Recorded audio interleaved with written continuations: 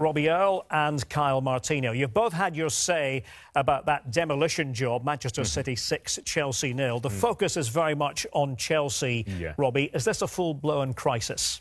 It is, Derek, but I think Surrey will be OK. There's a League Cup final coming up in 2 weeks, although that is against Manchester City, so it might be one of those for Chelsea fans, you know, having just conceded 6. But Chelsea Football Club is a strange club because there's been continual change of management, yet this club has still won big trophies. I'm talking about European trophies, titles, domestic cups. But I think sometimes winning the trophies has masked an issue at this football club, that there's something wrong within the dressing room, that there's issues within this football club, and whether Maurizio Sarri is in charge or not, those problems don't go away. Kyle, when Maurizio Sarri got the job, I mean, we all knew what sort of coach he was from his time at Napoli. Presumably Chelsea knew. Presumably he was there for the long haul. Well, let's hope they knew, because who he was at Napoli, and it was a very impressive Napoli side, and it's rare for Chelsea to go for a manager that hasn't won big trophies, and they went for Sarri, I would think, because of that system, that 4-3-3 that he played, that was vibrant, that was energetic.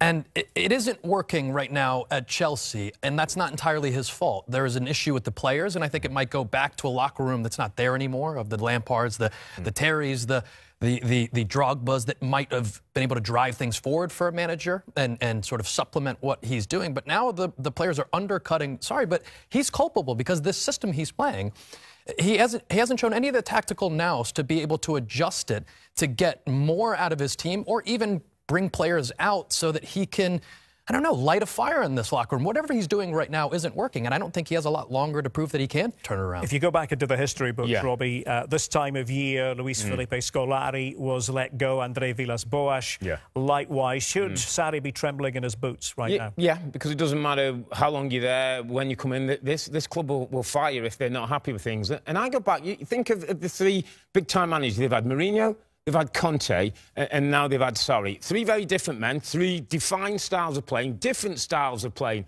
And I think there's the problem. Chelsea don't have a strategy. Chelsea don't have a DNA. Chelsea, you don't know what you're getting through the football club. And it's one of the reasons I think Chelsea don't have youth players who come through the system.